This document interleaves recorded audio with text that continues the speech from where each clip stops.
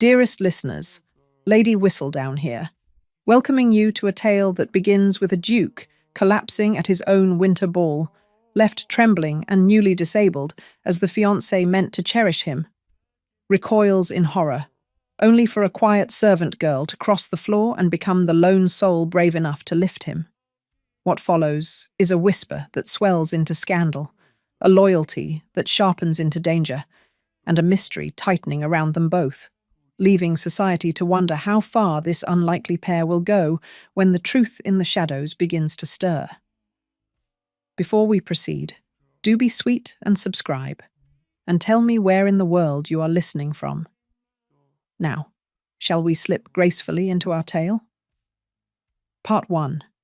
The Winter Ball, which promised to be nothing more than another tedious display of matrimonial machinations, instead delivered a scandal so delicious that I find my quill trembling with anticipation to share it with you. Picture, if you will, the grandest ballroom in all of Kensington, ablaze with 1,000 candles casting their golden glow upon London's most exalted.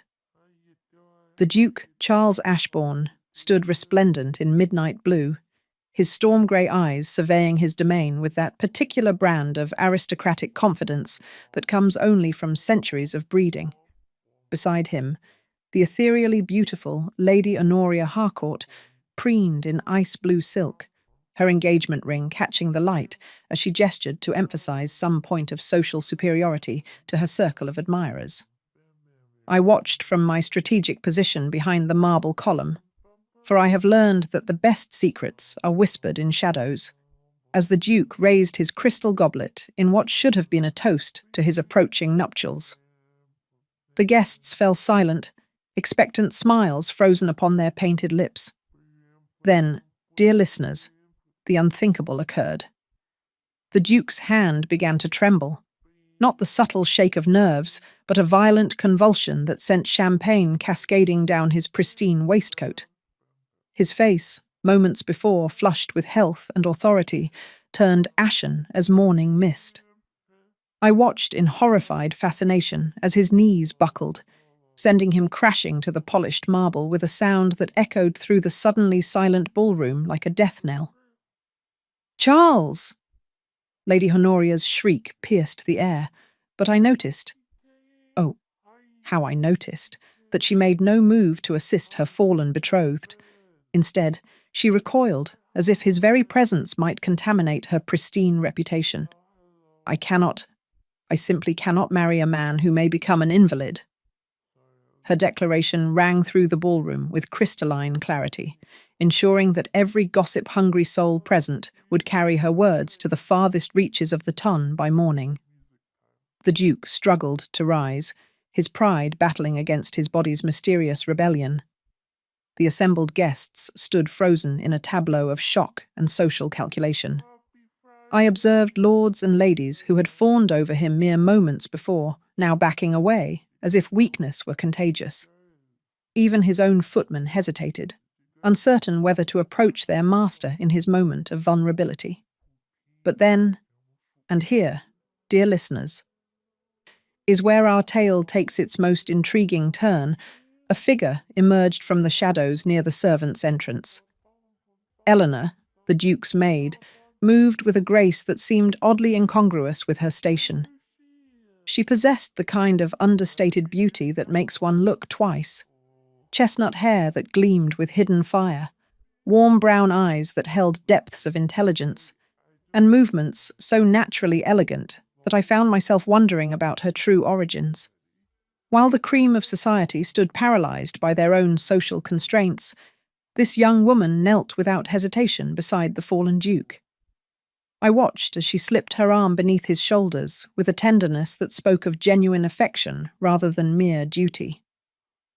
"Well, Your Grace," she murmured with the faintest hint of a smile. "At least you fell in style. Most men would have chosen somewhere less dramatic." I confess myself amazed when the Duke's lips twitched in response. Here was a man accustomed to deference and formality, yet this slip of a servant had managed to coax what might have been a smile from his humiliation. The tenderness with which she helped him to his feet, the way she bore his weight, without flinching from the whispers and stares of the assembled company. It spoke of a connection that transcended the boundaries of their respective stations. But I was not the only one observing this touching tableau with interest. From the corner of my eye, I caught sight of a figure lurking near the garden doors, Cousin Benedict Ashbourne, whose calculating gaze followed every movement of the maid's ministrations. There was something in his expression that sent an unusual chill through my well-practiced bones. As Eleanor guided the Duke toward the staircase, I heard the whispers beginning to spread like wildfire through the crowd. "Worse than they thought," hissed the Marchioness of Pembroke to her companion. "This is only the beginning," murmured Lord Westford, with the satisfaction of one who delights in others' misfortunes. I noticed how the Duke's free hand trembled as he gripped the banister, how he tried to hide his weakness even as he leaned heavily upon the maid's surprisingly strong shoulder. There was a mystery here, dear listeners, wrapped in layers of scandal and social impropriety that would make the most seasoned gossip's heart race with anticipation. As they disappeared into the upper regions of the mansion, I caught the glint of candlelight on what appeared to be a note being passed between two servants near the musician's alcove. The recipient's face went pale as parchment before he quickly thrust the paper into his waistcoat and hurried away. The evening ended in chaos, with Lady Honoria making a grand exit amid theatrical protestations of wounded sensibility, while the remaining guests dispersed in excited clusters, their tongues already wagging with speculation. But I remained, hidden in the shadows, watching as unseen eyes followed the maid's every movement from the darkened gallery above. Mark my words, gentle listeners. When a duke falls, and only a servant dares to catch him, when former fiancés flee and mysterious notes appear in the night, we are witnessing the beginning of a scandal that will shake the very foundations of our glittering society. Part 2. I must confess, dear listeners, that the days following the Duke's spectacular collapse have provided me with more entertainment than an entire season at Almack's. The whispers that began in the Ashbourne ballroom have grown into a veritable symphony of speculation throughout the drawing rooms of Mayfair. The Duke of Ashbourne, once the most sought-after bachelor in all of England, now finds himself quite thoroughly abandoned by polite society. I have it on excellent authority. My dear chambermaid Clara has proven invaluable in gathering intelligence from the servants' quarters, that even his own household staff have begun treating him like a walking catastrophe. They bow when required, but scatter like leaves before an autumn wind whenever possible. Only the intriguing Eleanor remains constant at his side, and what a fascinating study she makes. I observed her yesterday during my strategic afternoon stroll through Hyde Park. One must maintain one's sources, after all, as she accompanied the Duke on what appeared to be his first public appearance since the incident. The way she moved beside him, neither subservient nor presumptuous, suggested a confidence that seemed rather remarkable for a woman of her supposed station. But it was this morning's development that truly set my quill racing across the page. I happened to be positioned most advantageously in the garden maze adjacent to the Duke's estate, when I overheard the most extraordinary conversation drifting from his study window. "Your Grace," came Eleanor's voice, crisp with determination, "if I may speak plainly? Have you ever done otherwise?" The Duke's response carried a note of warmth that I found quite telling. "The gossips are having a field day. Lady Pembroke was heard yesterday claiming you're suffering from some dreadful wasting disease. Lord Westford has begun suggesting that perhaps your cousin Benedict might prove a more stable heir." I pressed closer to the window, my heart racing with delicious anticipation. Benedict Ashbourne. Now there was a man whose ambitions I had long suspected ran deeper than his carefully maintained facade of familial loyalty. "And what?" the Duke asked with dangerous quiet. "Do you propose I do about London's insatiable appetite for scandal?" What followed, dear listeners, was a proposition so audacious that I nearly gasped aloud and betrayed my position. Eleanor suggested, and I use this word advisedly, that she pose as his new romantic interest to quell the rumors of his decline. "You cannot be serious," the Duke protested, though I detected an intriguing note of consideration in his voice. "Perfectly serious, Your Grace. Society abhors weakness, but adores a good love story. If you appear to be pursuing a new attachment, particularly one that suggests you've chosen passion over propriety, it will shift their focus entirely." I watched through the partially open window as she outlined her plan with the strategic acumen of a military commander. They would appear together at select social events, maintain just enough impropriety to be interesting without crossing into true scandal, and present the image of a man too besotted to concern himself with society's expectations. "And the rules of this performance?" the Duke inquired. "Simple enough. No prolonged touching that might be misconstrued, no lingering stares that suggest genuine attachment, and absolutely no emotional entanglement that might complicate matters when the charade ends." I confess myself thoroughly amused when, within mere moments of establishing these boundaries, they proceeded to break every single one. The Duke's gaze lingered on Eleanor's face with an intensity that suggested their pretense might prove more truthful than either anticipated. When she moved to adjust the papers on his desk, their hands brushed, and I observed a moment of charged awareness that no amount of theatrical training could fabricate. But their planning was interrupted by something that sent ice through my veins. A folded note appeared on the Duke's desk, as if by magic, though I suspect more earthly means were involved. The Duke's face darkened as he read it, and though I could not make out the exact words, Eleanor's sharp intake of breath suggested its contents were far from pleasant. "Who delivered this?" the Duke demanded of his hovering valet. "No one saw, Your Grace. It was simply there." I watched Eleanor pocket the note when the Duke turned away, her face pale but resolute. Whatever threat lurked within those mysterious words, she had decided to bear the burden of knowledge alone. The afternoon brought their first public test, and I positioned myself strategically at Lady Pembroke's afternoon gathering to witness their debut performance. When they entered together, she on his arm with just the right degree of familiarity, the effect was electric. Conversations ceased mid-sentence, as every pair of eyes in the room fixed upon this unexpected development. Eleanor played her part to perfection, offering witty commentary that drew genuine laughter from the Duke and raised eyebrows throughout the assembly. When Lady Honoria's friend, the spiteful Miss Thornton, made a cutting remark about servants who forget their place, Eleanor's response was delivered with such pointed elegance that several guests actually applauded. "Indeed," she replied with a smile sharp enough to cut glass. "How fortunate we are to live in an age where a person's worth might occasionally be measured by their character rather than merely their birth." But I noticed other things as well. The Duke's colour remained good throughout the afternoon, suggesting his mysterious ailment had perhaps been exaggerated. Eleanor's posture and speech patterns continued to intrigue me. There was something decidedly refined about her bearing that seemed inconsistent with a lifetime in service. Most troubling of all, I caught sight of Benedict Ashbourne watching the proceedings from the garden terrace, his expression dark with calculation. When Eleanor excused herself to fetch refreshments, I observed him follow her into the corridor beyond the drawing room. I managed to position myself near enough to hear fragments of their conversation, and what I gleaned sent alarm bells ringing through my mind. "Playing with forces beyond your understanding. Consequences you cannot imagine.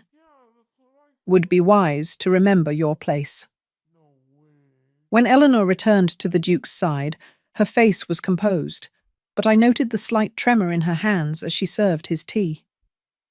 Whatever Benedict had said to her, it had shaken her considerably. As the gathering concluded and the couple prepared to depart, another note materialized, this time pressed into Eleanor's palm by a passing servant who immediately vanished into the crowd. I watched her read it surreptitiously, saw her face go white as moonlight. The game, it seemed, had only just begun. Part 3. My dear listeners, I find myself quite breathless with anticipation as I recount the delicious developments that have unfolded in the most fascinating romance London has witnessed in years. The Duke and his enigmatic maid have become the talk of every drawing room, and I confess myself completely captivated by their increasingly convincing performance, if indeed it can still be called mere performance. Yesterday evening's intimate soirée at Lord Waverley's townhouse provided the perfect stage for their next act, and I positioned myself most strategically behind Lady Adelaide Waverley's impressive display of hothouse roses to observe every nuance of their interaction. The Duke appeared in remarkable health, his colour robust and his bearing confident as he escorted Eleanor into the elegantly appointed music room. She wore a gown of deep emerald silk that I suspect was far too fine for a servant's wages, another intriguing puzzle piece in this increasingly complex tableau. Her chestnut hair was arranged in a style that perfectly framed her delicate features, and I noticed more than one gentleman's appreciative glance follow her progress through the room. What transpired next was nothing short of theatrical genius. When the Duke's posture grew characteristically rigid during Lord Pembroke's tedious discourse on agricultural improvements, Eleanor leaned close and murmured just loudly enough for nearby guests to overhear, "Your Grace, if you hold yourself any straighter, you'll snap like an overwound pocket watch." The Duke's startled bark of laughter rippled through the assembly, and I watched in fascination as his entire demeanour softened. Here was a man accustomed to formal deference, discovering the pleasure of genuine wit. The way his eyes lingered on her face suggested their pretense was becoming dangerously real. But I observed other things that concerned me greatly. When a footman approached with a tray of refreshments, the Duke reached for his customary evening tonic, a dark liquid I had noticed him consuming regularly since his first collapse. Eleanor's hand closed over his wrist with swift grace, redirecting his choice toward a simple glass of wine instead. "Perhaps something lighter tonight, Your Grace?" she suggested with such casual authority that I wondered how she dared, and why he allowed it. The Duke studied her face for a long moment before acquiescing, but I caught the flicker of suspicion that crossed his features. Eleanor's vigilance regarding his consumption patterns was becoming increasingly obvious to anyone paying careful attention. I was not the only one watching. From my position behind the floral arrangement, I observed Dr. Langford hovering near the refreshment table, his nervous fingers adjusting his spectacles as he watched Eleanor's interference with apparent distress. When she guided the Duke away from his usual tonic, the physician's face went pale as parchment. The evening's entertainment featured a performance by the celebrated soprano Miss Carrington, but the real drama unfolded in the subtle interplay between our protagonists. As the haunting melody filled the air, the Duke's attention fixed entirely upon Eleanor's profile, studying the elegant line of her neck, the way candlelight caught the auburn highlights in her hair. When she turned to find him staring, the chemistry between them was so palpable that I feared the very air might ignite. "You're not listening to the music," she whispered with a teasing smile. "I'm listening to something far more melodious," he murmured back, his voice rough with an emotion that seemed to surprise them both. The Duke leaned closer, and for a breathless moment, I was certain he intended to kiss her regardless of their audience. His lips were mere inches from hers when a sudden weakness overtook him. His hand gripped the chair arm as his face went ashen, and I watched Eleanor's expression shift from romantic anticipation to sharp concern. She steadied him with practiced efficiency, but her eyes swept the room with the alertness of a hunter seeking prey. When her gaze fell upon Dr. Langford's guilty retreat toward the garden doors, I saw understanding dawn in her intelligent brown eyes.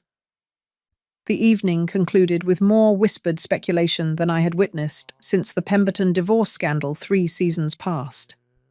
As the guests departed, I lingered long enough to observe a most intriguing exchange between Eleanor and the young kitchen maid, Clara, who had appeared in the servants' corridor with obvious urgency. The cook noticed something peculiar, Clara whispered, her round cheeks flushed with excitement and fear. A jar of bitter herbs has gone missing from the still room, the same jar that arrived with Dr. Langford's last delivery. Eleanor's face went white as winter frost. When? 3 months past, miss. Right around the time His Grace first took ill. I watched Eleanor absorb this information with the calculating intelligence that continued to intrigue me. This was no simple servant girl puzzling over household mysteries. This was a woman with the strategic mind of a general mapping enemy positions. But our conversation was interrupted by the appearance of a third mysterious note, this one thrust into Eleanor's hand by a cloaked figure who vanished into the garden shadows before I could discern their identity. Eleanor read it by the light of a flickering wall sconce, and her sharp gasp of alarm echoed through the corridor. "You should leave now, before you joins him." The words were clearly meant as a warning, but they had quite the opposite effect on Eleanor. Her jaw set with stubborn determination, and I recognized the expression of a woman who had decided to fight rather than flee. As I made my own departure, I caught sight of movement in an upper window of the Duke's townhouse. A shadowy figure watched from behind partially drawn curtains as Eleanor helped the Duke into his carriage. The watcher's identity remained hidden, but their posture suggested intense scrutiny of every interaction between the Duke and his devoted companion. The mysterious ailment that periodically weakened the Duke, Eleanor's growing vigilance regarding his consumption, the missing herbs, the threatening notes. All these elements were weaving together into a pattern that spoke of deliberate malice rather than natural illness. I returned to my own chambers that night, with my mind racing. Someone wanted the Duke weak, possibly dead. Someone wanted Eleanor gone. And someone was growing increasingly desperate as their plans met with unexpected resistance from a servant girl whose intelligence and determination far exceeded what her station should have provided. The game was becoming deadly serious, and I found myself genuinely concerned for both players in this increasingly dangerous romance. Ah, my dearest listeners, if this twist has set your heart racing as mine does my quill, do remember to subscribe and share your thoughts in the comments section. Now, let us venture deeper. Part 4. Dear listeners, I must confess that yesterday morning's developments have left me quite breathless with anticipation. What began as an amusing diversion has transformed into something far more compelling and infinitely more dangerous.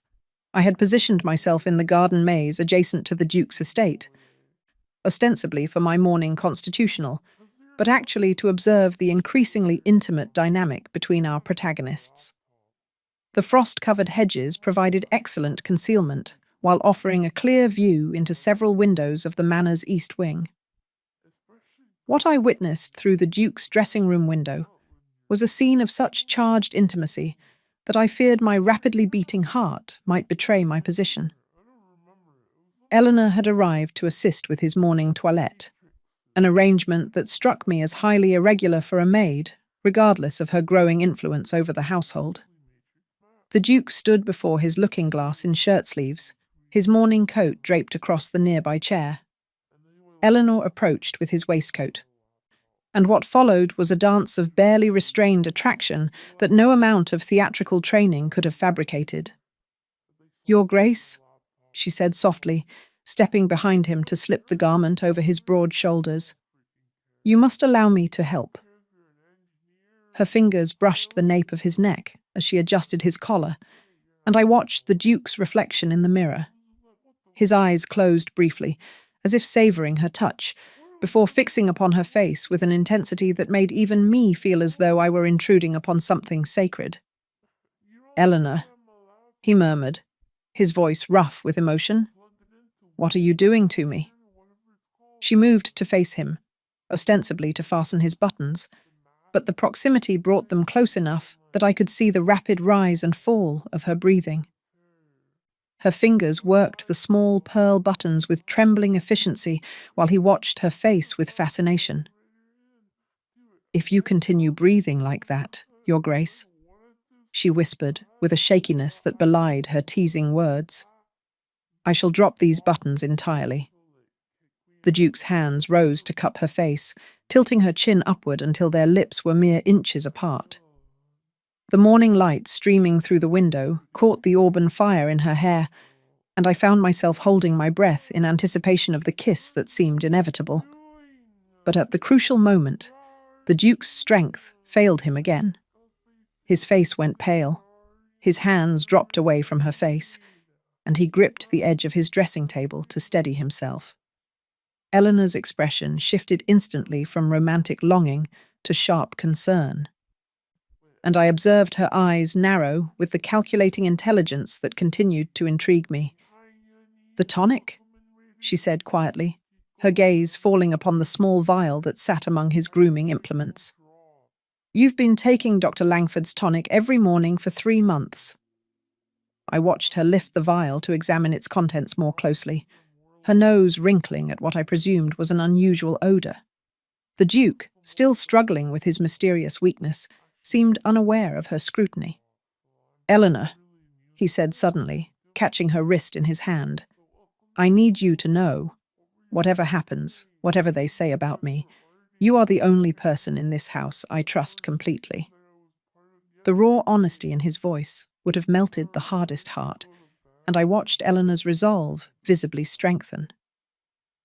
She pocketed the vial with quick efficiency before helping him to his chair. But their tender moment was shattered by the arrival of an unexpected visitor. Through the window, I observed the Duke's valet announce Dr. Langford, whose appearance at such an early hour struck me as highly suspicious. Eleanor immediately stepped back into the shadows near the wardrobe while the physician entered. "Your Grace," Dr. Langford said with nervous deference, "I've come to check on your condition and ensure you're maintaining your regimen." "My regimen?" The Duke's voice carried a note of steel that suggested growing suspicion. "The tonic, Your Grace. It's crucial that you take it precisely as prescribed. Your recovery depends upon absolute consistency." I watched Eleanor's face from my concealed position, saw the moment when understanding crystallized in her intelligent brown eyes. The physician's insistence, his nervous demeanor, the timing of the Duke's weakness, all the pieces were falling into place.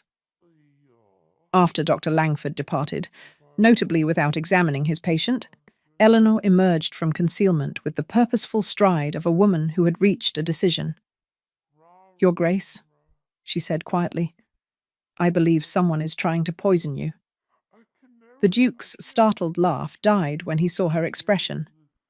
"Eleanor, that's impossible. Dr. Langford has been the family physician for 3 months, she interrupted firmly. "Exactly as long as you've been experiencing these episodes?" She produced the vial she had taken, holding it toward the window, where the morning light revealed an unusual sediment at the bottom. "When did you last feel completely well?" The Duke considered this carefully. "The morning before my engagement ball. I remember feeling perfectly strong." "And when did you begin taking this tonic?" "The day after my collapse. Dr. Langford said it would prevent future episodes." Eleanor's expression turned grim. "Your Grace, I believe this tonic is causing your episodes, not preventing them." What followed was a hurried conference in hushed tones as Eleanor outlined her growing suspicions. She had noticed patterns. The Duke's strength always failed within an hour of taking his prescribed medication. The timing of his collapses corresponded perfectly with his dosing schedule, and most damning of all, when she had prevented him from taking it the previous evening, he had remained strong throughout the night. Their investigation was interrupted by the arrival of another mysterious note, this one more ominous than its predecessors. A cloaked servant appeared in the corridor beyond the dressing room, thrust the message through the partially open door, and vanished before either could react. Eleanor read it aloud, her voice trembling slightly. "If you care for him, stop digging." The Duke's face darkened with fury. "Someone in this house is watching our every move. Someone who grows more desperate as we grow closer to the truth," Eleanor agreed. Your Grace, I must ask you something, and I need you to answer honestly. Anything. Who benefits most from your incapacity? Who would gain the most from your elimination? The Duke's silence spoke volumes, and I saw understanding dawn in his storm-grey eyes.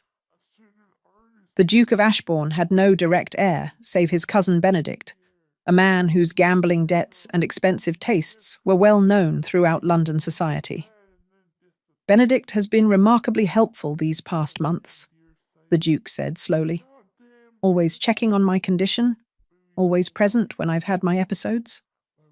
Always present, Eleanor repeated meaningfully.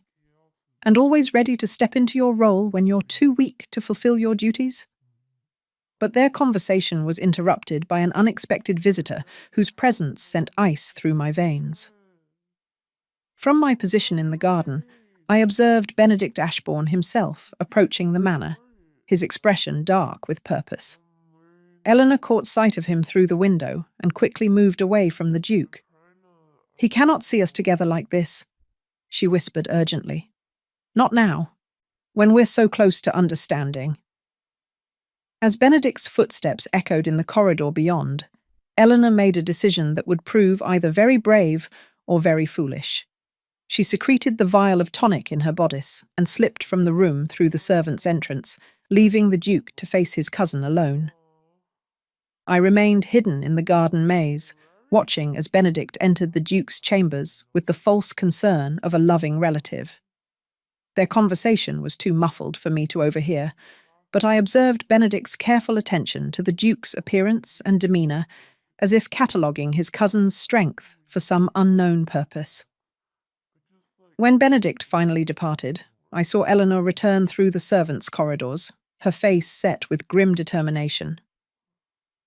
She had made her choice, to stand between the Duke and whatever danger threatened him, regardless of the personal cost. But as I prepared to withdraw from my observation post, movement in an upper window caught my attention. A figure watched from behind carefully drawn curtains as Eleanor re-entered the Duke's chambers. The watcher's identity remained hidden, but their intense scrutiny suggested that every development in this unfolding drama was being carefully monitored by hostile eyes. The game had become deadly serious, and I found myself genuinely fearful for both players in this increasingly dangerous romance. Part 5. My dearest listeners, I confess that last night's revelations have left me quite shaken. What I witnessed in the moonlit corridors of the Ashbourne estate has transformed our charming romance into something far more sinister and infinitely more compelling. I had positioned myself in the estate's ancient library, ostensibly researching genealogical records for an entirely fictional project, but actually hoping to intercept Eleanor during what I suspected would be her nocturnal investigation. My intuition proved remarkably accurate. Near the stroke of midnight, I observed Eleanor slip into the library, carrying a single candle, her movements ghost-like in the flickering light. She moved with the familiarity of someone who had explored these corridors many times before, heading directly toward the locked cabinet containing the estate's most private documents. I watched in fascination as she produced a key from her bodice. How she had obtained it remained a mystery, and began examining birth records, marriage certificates, and correspondence dating back several decades. Her search appeared methodical, purposeful, as if she knew exactly what she sought. But her investigation was interrupted by the soft footfall of someone approaching through the gallery beyond. Eleanor quickly extinguished her candle and pressed herself into the shadows between two towering bookcases, just as Benedict Ashbourne entered with a companion whose identity remained concealed by the darkness. "You've been remarkably patient," Benedict's voice carried clearly through the stillness. "But patience has its limits." "The girl is becoming a problem," replied his companion, a voice I recognized with shock as Dr. Langford's. "She's asking questions, interfering with his medication, growing too close to the truth." My heart nearly ceased beating as the full scope of their conspiracy became apparent. Dr. Langford was not merely an unwilling accomplice. He was Benedict's active partner in whatever scheme threatened the Duke's life. "Then perhaps," Benedict said with chilling calm, "it's time Miss Eleanor learned exactly how precarious her position truly is." What followed was a revelation so shocking that I nearly gasped aloud and betrayed my position. Benedict produced a leather portfolio containing documents that, even from my concealed location, I could see bore official seals and signatures. "Did you truly believe," he continued conversationally, "that we wouldn't investigate the background of someone who gained such unusual influence over my dear cousin?" The rustling of papers was followed by Benedict's satisfied chuckle. "Eleanor Ravenscroft, daughter of the disgraced Viscount Ravenscroft, whose gambling debts and treasonous correspondence forced the family into exile and poverty. A family name so thoroughly ruined that the mere mention of it would destroy anyone foolish enough to claim the connection." I watched Eleanor's face go white as moonlight in her hiding place. The carefully constructed identity she had maintained was crumbling before her eyes, and I could see the war between fear and determination playing out in her expression. "She's been hiding among the servants," Dr. Langford observed with cruel amusement. "But noble breeding has a way of revealing itself. Too refined, too intelligent, too comfortable giving orders rather than taking them." "Precisely," Benedict agreed. "And that breeding makes her both useful and dangerous. Useful because her attachment to Charles provides excellent motivation for cooperation. Dangerous because aristocratic blood carries with it certain inconvenient loyalties." Their conversation continued in hushed tones that I strained to overhear, revealing the full scope of their machinations. Benedict had been slowly poisoning the Duke with a rare herb that mimicked the symptoms of a degenerative disease. The goal was not immediate death. That would arouse too much suspicion, but rather a gradual decline that would eventually necessitate Benedict's assumption of ducal responsibilities. Eleanor's presence had complicated their timeline. Her interference with the Duke's medication schedule had slowed his deterioration, while her growing influence threatened to expose inconsistencies in his treatment. Worse still, their increasingly obvious attachment was creating a romantic complication that could derail the entire plan. "She must be eliminated," Dr. Langford stated with clinical detachment. "The same herb that weakens Charles could easily prove fatal to someone of her smaller stature." "Not yet," Benedict replied thoughtfully. "First, we use her noble heritage against her. The threat of exposure should provide sufficient motivation for cooperation. If that fails—" He left the sentence unfinished, but the implication hung in the air like a death sentence. As the conspirators departed, I remained frozen in my hiding place, my mind racing with the implications of what I had witnessed. Eleanor emerged from the shadows only after their footsteps had faded completely, and I watched her sink onto a nearby chair as the full weight of her situation settled upon her shoulders. She was trapped between her growing love for the Duke and the terrible knowledge that her very presence endangered both their lives. Her noble birth, which should have been a source of pride, had become a weapon that could be used to destroy everything she held dear. But as I observed her sitting in that moonlit library, surrounded by the detritus of her shattered disguise, I saw something remarkable happen. Instead of collapsing under the weight of despair, Eleanor's spine straightened with aristocratic resolve. She gathered the scattered documents, returned them to their proper places, and walked from that library with the bearing of someone who had made a decision.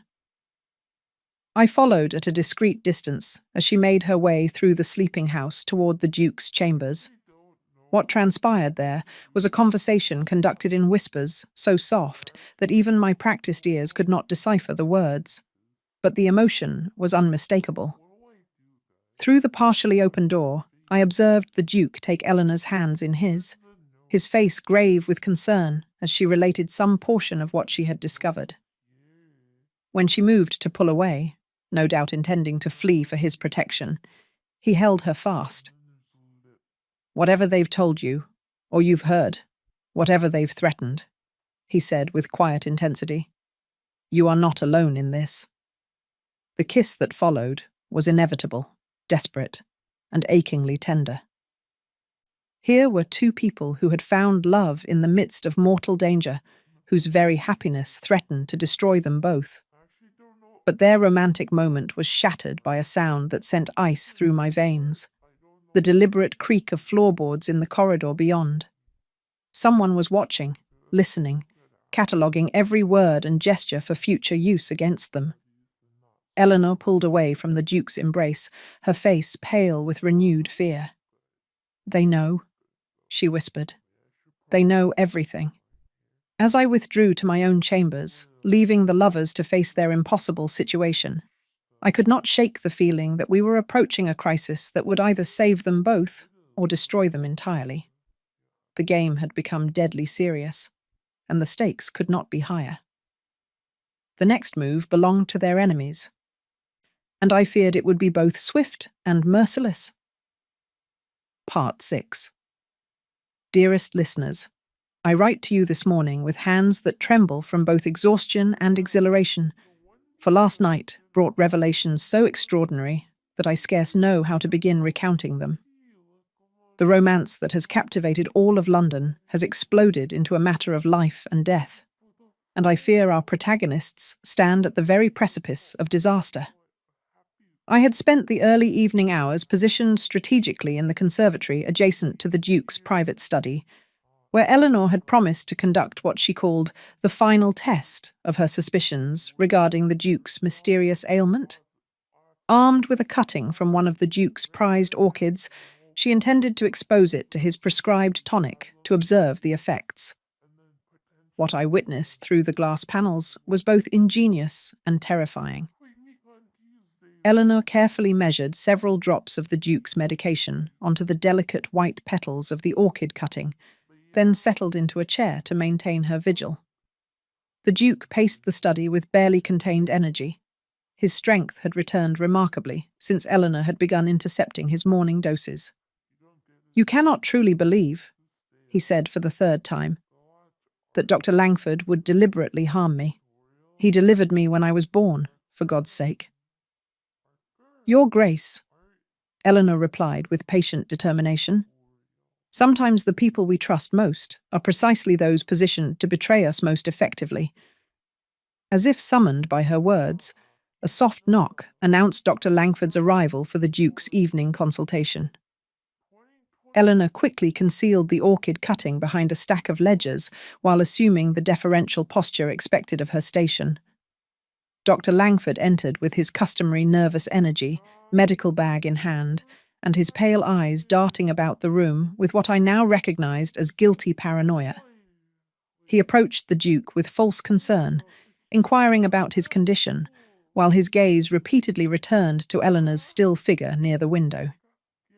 "Your Grace, I've prepared a special concentration of your tonic tonight," the physician announced, producing a vial that contained a liquid noticeably darker than usual. "Your recent improvement suggests we should intensify the treatment." I watched Eleanor's sharp intake of breath and saw her hands clench into fists. Even from my concealed position, the danger was unmistakable. This was no medicine, but a more concentrated dose of whatever poison had been slowly destroying the Duke's health. "Dr. Langford?" Eleanor said suddenly, rising from her chair with a composure that belied the urgency of the situation. "Perhaps His Grace should wait until morning for his medication. He seems so much stronger this evening." The physician's face went white, then red with barely suppressed anger.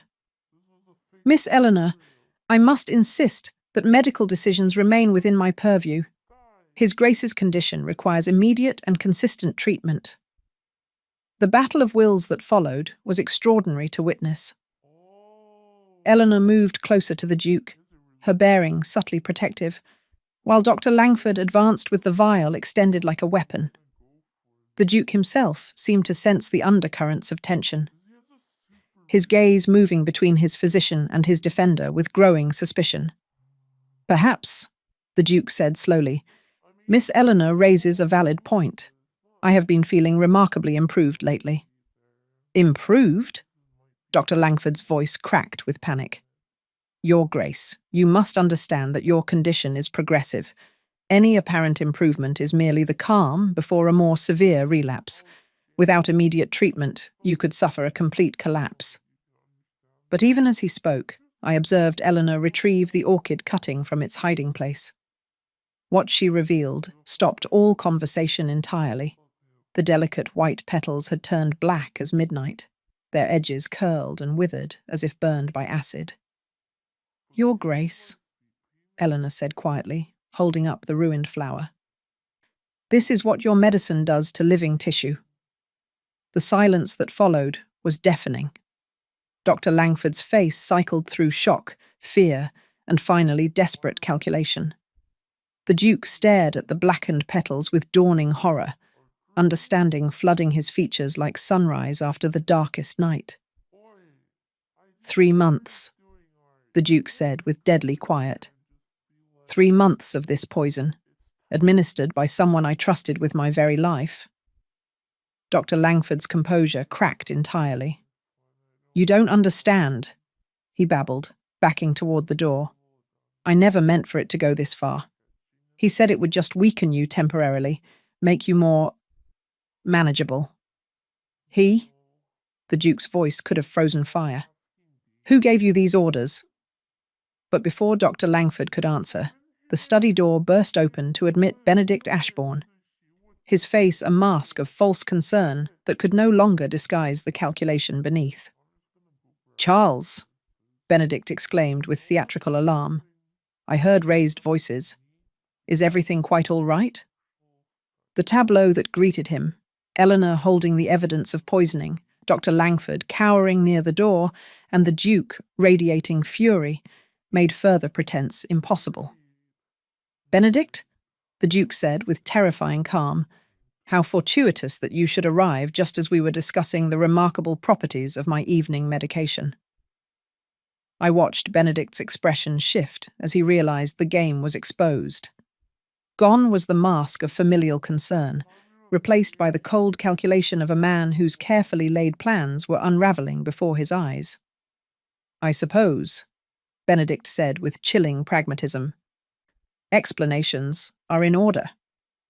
What followed was a confession so breathtakingly callous that it left me physically ill.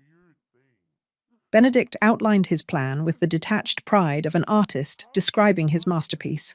The slow poisoning designed to mimic a degenerative disease, the manipulation of Dr. Langford through threats and bribes, the careful cultivation of the Duke's public image as a failing invalid.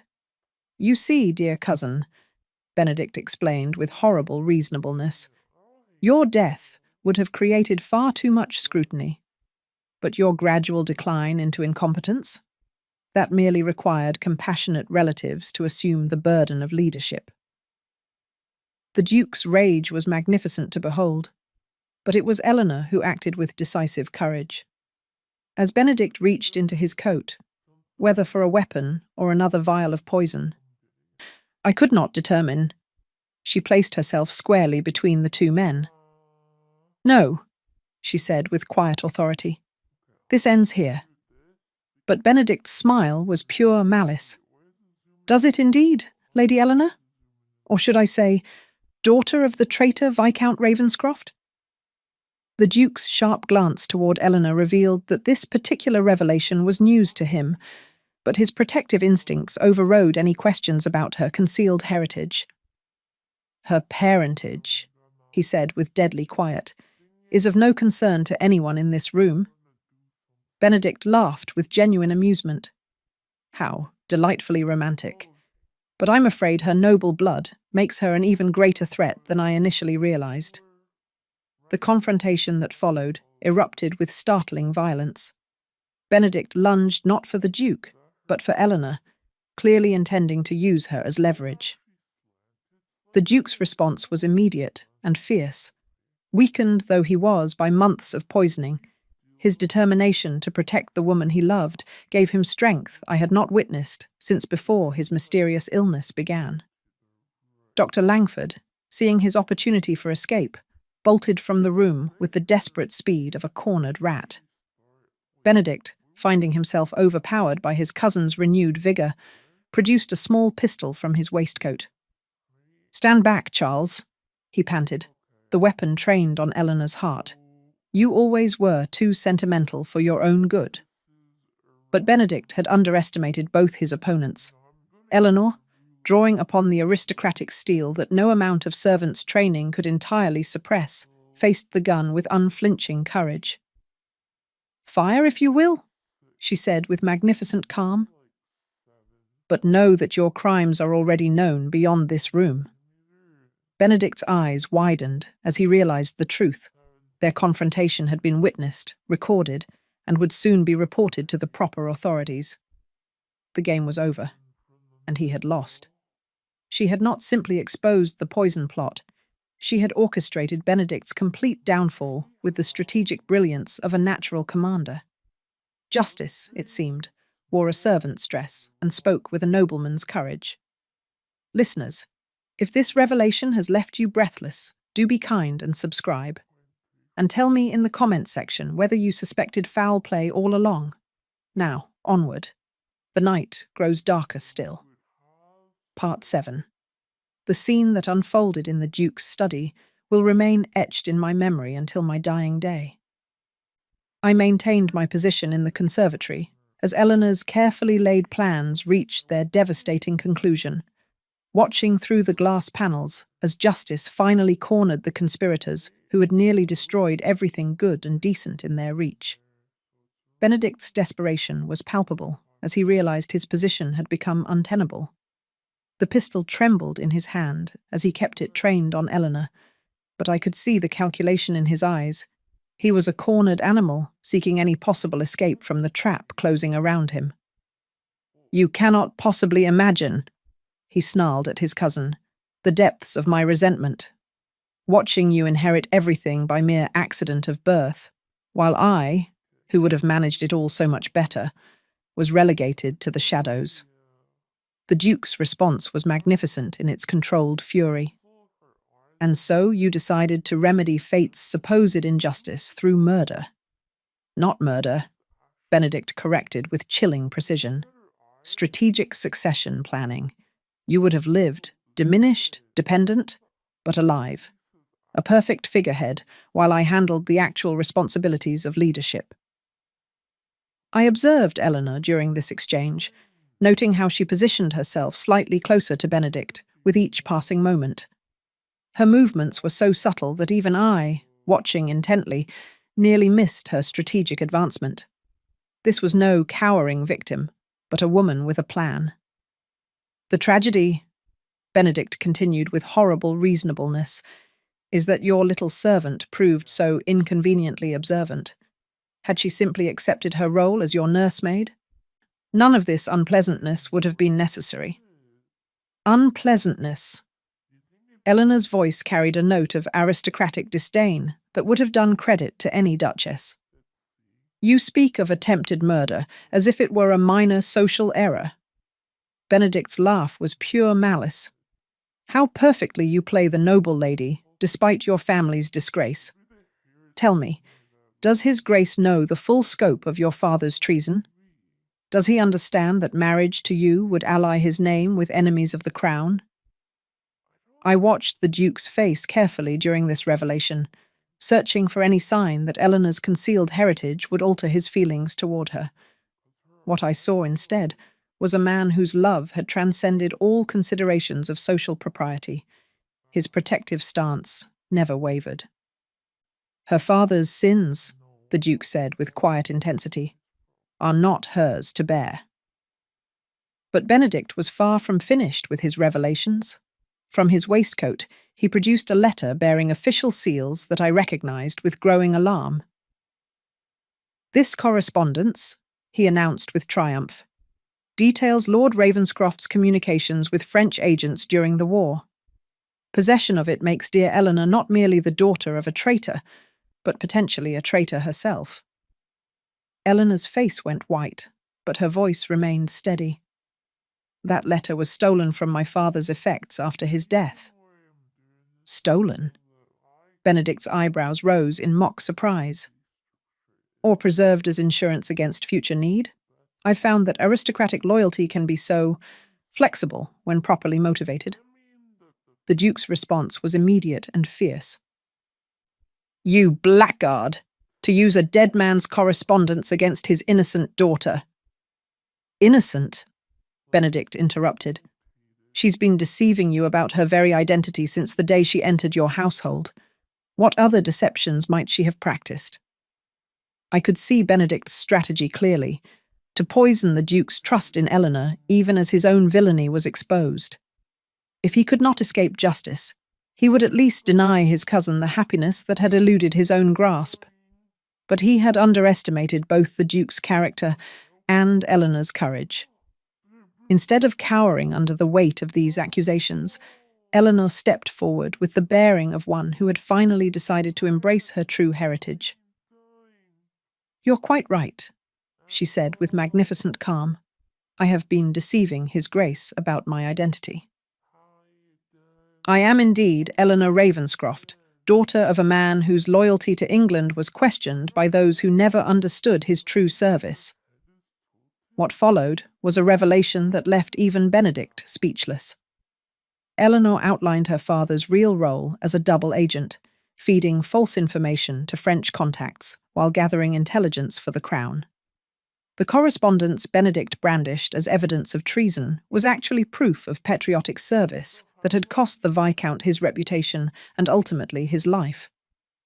My father died protecting England's secrets, Eleanor declared, with pride that rang through the study like a battle cry. I will not allow his sacrifice to be perverted by a coward who poisons his own family for personal gain. The effect of her words on Benedict was electric. His face contorted with rage as he realized that his final weapon had been turned against him, that the evidence he had treasured was worthless. It matters not, he screamed, his composure finally cracking entirely. Noble birth, treacherous birth. You're still nothing but a servant who has overstepped her bounds. He swung the pistol toward the Duke, his finger tightening on the trigger, but Eleanor was already in motion. With reflexes honed by months of protecting the man she loved, she threw herself between Benedict and his target just as the weapon discharged. The sound of the shot was deafening in the confined space, followed immediately by the crash of splintering wood as the ball struck a bookcase behind where the Duke had been standing. Eleanor's quick action had spoiled Benedict's aim, but the violence of her movement sent her sprawling across the carpet. The Duke's roar of fury was primal, terrifying. He launched himself at Benedict with the strength of a man who no longer cared for his own safety, driven by the sight of the woman he loved, risking everything to protect him. The struggle that followed was brief but fierce. Benedict, weakened by months of comfortable living, was no match for his cousin's desperate strength. When the Duke's loyal servants finally burst through the study doors, they found Benedict pinned beneath his cousin's weight, the pistol safely in Eleanor's possession, and Dr. Langford cowering in the corner where he had attempted to hide behind a suit of armour. "Seize them both," the Duke commanded with cold authority, his voice carrying the weight of absolute judgment. "They stand accused of attempted murder, conspiracy, and treason." I watched Benedict's final moments of freedom with a mixture of satisfaction and pity.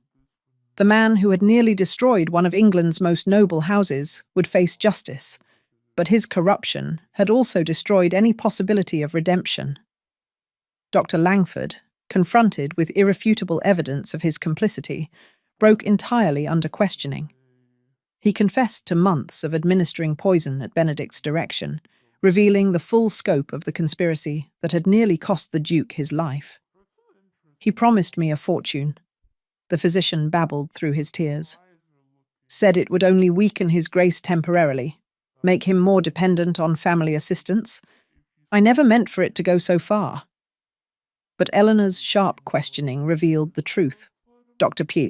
Langford had known exactly what he was doing, had understood the potentially fatal consequences of his actions, and had chosen money over his oath to preserve life.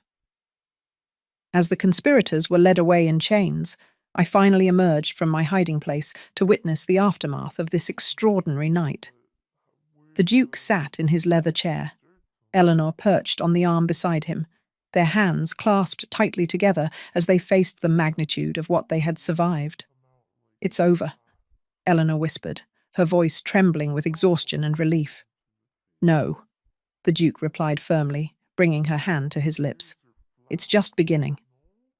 The look that passed between them spoke of a love tested by fire and proven unbreakable.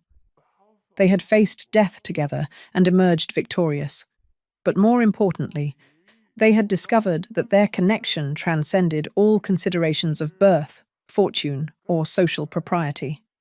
The scandal that had begun with a duke's mysterious collapse had concluded with the exposure of treachery and the triumph of true love. And I, dear listeners, had been privileged to witness every magnificent moment of their extraordinary journey. Part 8. I confess that my usual composure has been utterly shattered by the tender scenes I have witnessed over the past fortnight. As the Duke recovered from the effects of months of systematic poisoning, I have been privileged to observe a love story of such profound beauty that it has restored my faith in the possibility of true happiness. The Duke's restoration to health proceeded with remarkable swiftness once the source of his weakness was eliminated. I maintained my careful observations from various strategic positions throughout the estate, watching as colour returned to his complexion and strength to his movements. But it was the transformation in his demeanour that proved most remarkable. Where once stood a man burdened by mysterious illness and social isolation, now there emerged someone radiant with newfound purpose and joy. Eleanor's devoted care during his recovery was a wonder to behold. I observed her through the windows of his chambers as she tended to him with a tenderness that spoke of love finally freed from the constraints of pretense. Gone was the careful distance she had maintained as his servant. In its place was the natural intimacy of two souls who had faced death together and chosen each other above all else. 3 days after Benedict's arrest, I positioned myself in the garden maze where I could observe their morning walk along the frost-covered paths. The Duke moved with increasing vigour, but Eleanor remained close beside him, her hand resting lightly on his arm as they discussed the revelations that had shattered their world. "I should have seen it sooner," the Duke said, his voice heavy with self-recrimination. Benedict's hovering attention, Dr. Langford's nervous insistence on strict adherence to the treatment regimen, the signs were all there. "You trusted where trust was expected," Eleanor replied with gentle wisdom. "That speaks to your character, not your judgment." They paused beside the fountain at the maze's heart, and I watched as the Duke turned to face her fully, his grey eyes intense with emotion that could no longer be contained.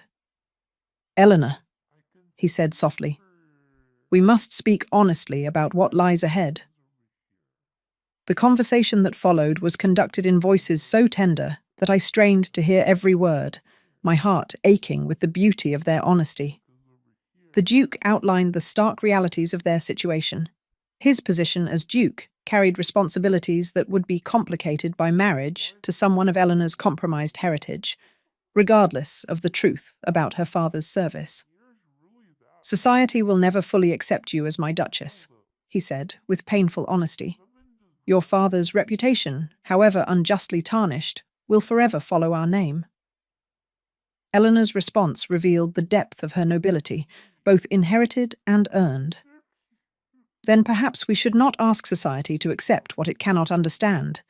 Your position is secure now, your health restored." "I have served my purpose." The Duke's reaction was immediate and fierce. He caught her hands in his, pulling her closer with desperate intensity. "Served your purpose." His voice cracked with emotion. "Eleanor, you are my purpose.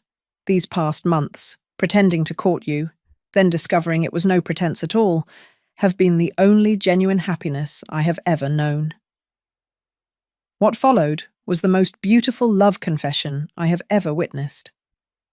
The Duke outlined how Eleanor had transformed not merely his health, but his entire understanding of what life could offer. She had challenged his assumptions, brightened his days with wit and warmth, and ultimately saved his very life through courage that rivaled any soldier's on the battlefield. "I love you," he declared with simple honesty that rang through the garden like cathedral bells. "Not despite your heritage, but because of the strength it has given you. Not in spite of the barriers we face, but because I would rather face them with you than live in easy comfort without you." Eleanor's tears fell like diamonds in the morning light as she struggled with the magnitude of what he offered. "You speak of love as if it conquers all obstacles. But what of your duties? Your position? The scandal that will follow our marriage?" The Duke's answer was magnificent in its simplicity. "Let them talk. Let them whisper and speculate and disapprove. I have learned that the only opinion that matters is that of the woman I love." He dropped to one knee there beside the fountain, producing a ring that caught the winter sunlight like captured fire. "Eleanor Ravenscroft, will you do me the extraordinary honor of becoming my wife?" The moment stretched between them, heavy with possibility and consequence. I held my breath, knowing that her answer would determine not merely their personal happiness, but the future of one of England's most distinguished houses. "Charles," she whispered, her voice breaking with the weight of her love for him, "are you certain? Once spoken, this choice cannot be undone. The scandal will touch everything you hold dear." His response was to rise and cup her face in his hands, his thumbs brushing away her tears with infinite tenderness. "Then we shall create new things to hold dear. You and I together, building something unprecedented and wonderful." Eleanor's yes was breathed rather than spoken, but it was the most beautiful sound I have ever heard. The kiss that followed was tender, passionate, and absolutely right. Two souls who had found each other against impossible odds and chosen love over every consideration of prudence or propriety. But their private moment was interrupted by the arrival of an unexpected messenger. A young man in the livery of the crown approached through the garden paths, bearing documents that would prove crucial to their future happiness. The official correspondence contained a full pardon for Lord Ravenscroft, posthumously granted based on evidence of his true service to the realm. More importantly, it included a formal acknowledgement of Eleanor's noble birth and a restoration of her family's honours. "It seems," the Duke said with wonder as he read the documents, "that someone in high places has taken an interest in ensuring justice is served." Eleanor's father's sacrifice had finally been recognised, her family's name cleared of the stain that had forced her into hiding. She was no longer a servant masquerading as nobility. She was a lady in her own right, worthy to stand beside any duke in the realm. That evening, as they announced their engagement to the assembled household staff, I observed the genuine joy that radiated from every corner of the estate.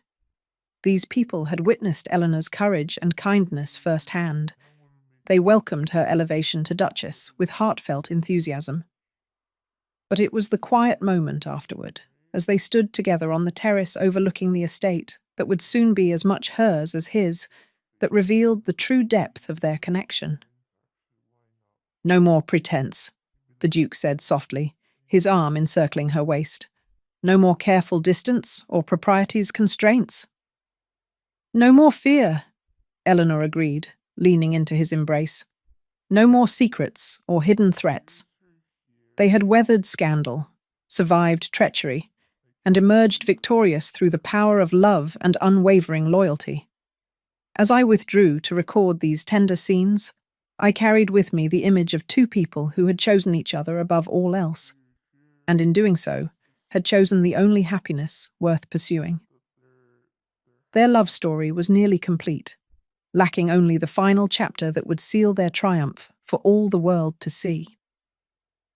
Part 9. I write to you today with a heart so full of joy that I scarce know how to contain it within the bounds of proper correspondence. The wedding of Duke Charles Ashbourne and Lady Eleanor Ravenscroft has just concluded, and I confess myself utterly overwhelmed by the triumph of love over every obstacle that society, circumstance, and villainy could place in its path. The ceremony itself was nothing short of magnificent.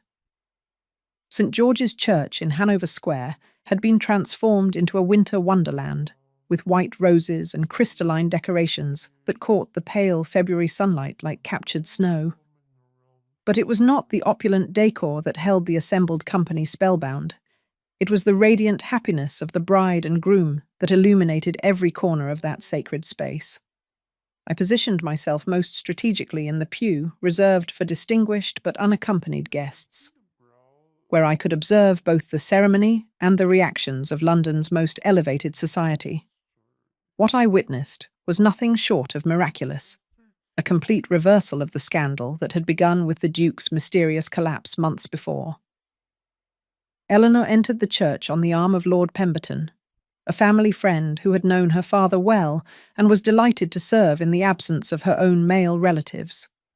She wore ivory silk that seemed to glow with inner light, her chestnut hair adorned with the Ashbourne diamonds in a style that perfectly balanced her natural beauty with ducal magnificence. But it was her bearing that truly commanded attention. Gone entirely was any trace of the deferential servant who had once tended the Duke's chambers. In her place walked a woman of obvious nobility, carrying herself with the confidence of one who had faced the worst society could offer and emerged victorious. The whispers that followed her progress down the aisle spoke not of scandal, but of admiration.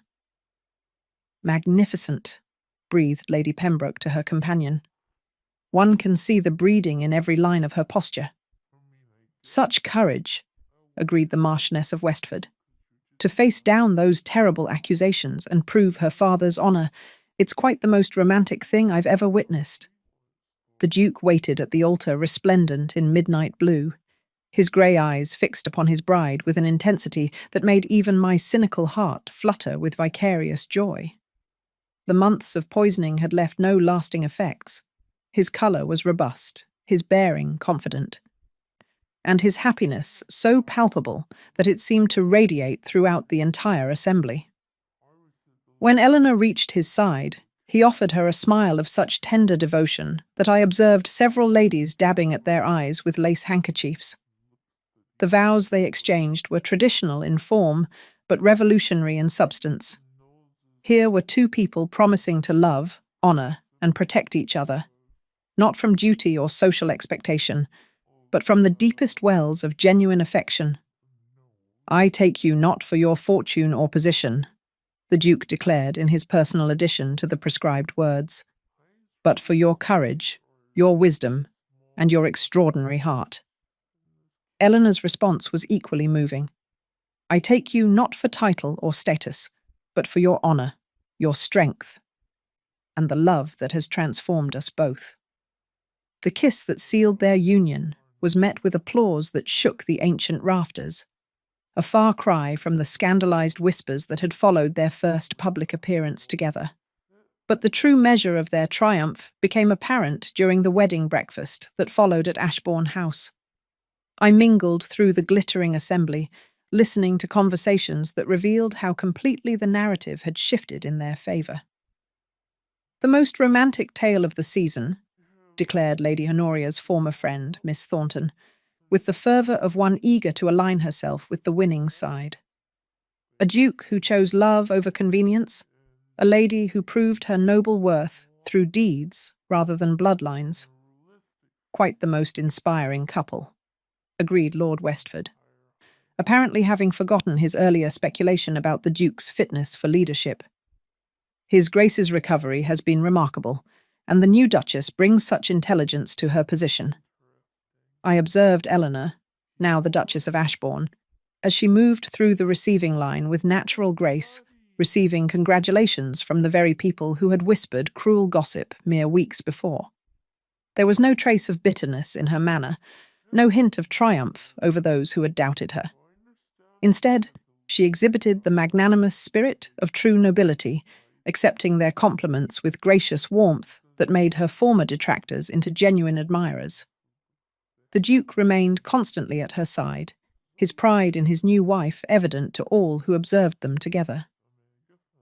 When the orchestra began the first waltz, their dance was a masterpiece of harmony, two people so perfectly attuned to each other that they moved as one entity, lost in their own world of shared joy.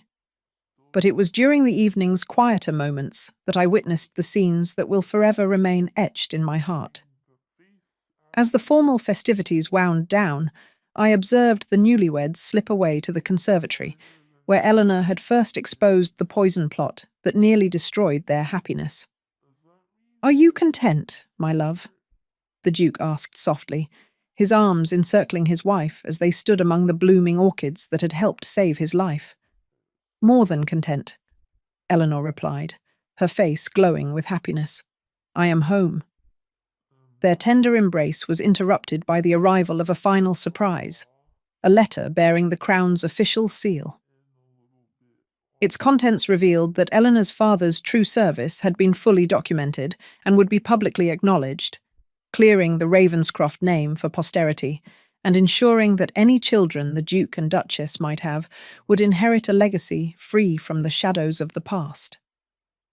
"It seems," the Duke said with wonder, "that even the monarchy approves of our union." But their greatest triumph was yet to come. As I prepared to depart the estate, I was approached by young Clara, the kitchen maid, who had proven so instrumental in exposing the conspiracy that nearly destroyed them all. "My lady," she whispered excitedly, using my assumed title with touching respect. "There's something you should know.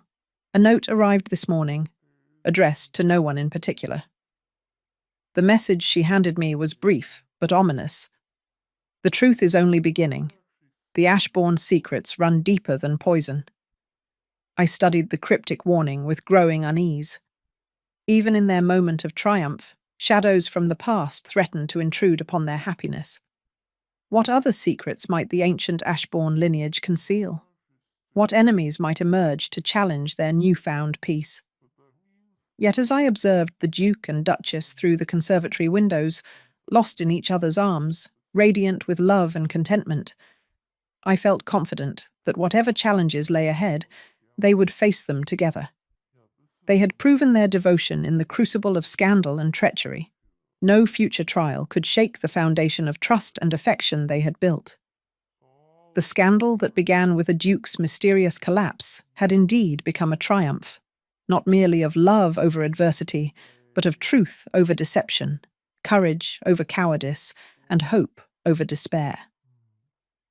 The Duke and Duchess of Ashbourne had written a new chapter in the annals of London society, proving that genuine worth transcends the accidents of birth, and that true love conquers even the most formidable obstacles. As I took my leave of their celebration, carrying with me the memory of their radiant happiness and the promise of future adventures, I could not help but smile at the delicious irony of it all.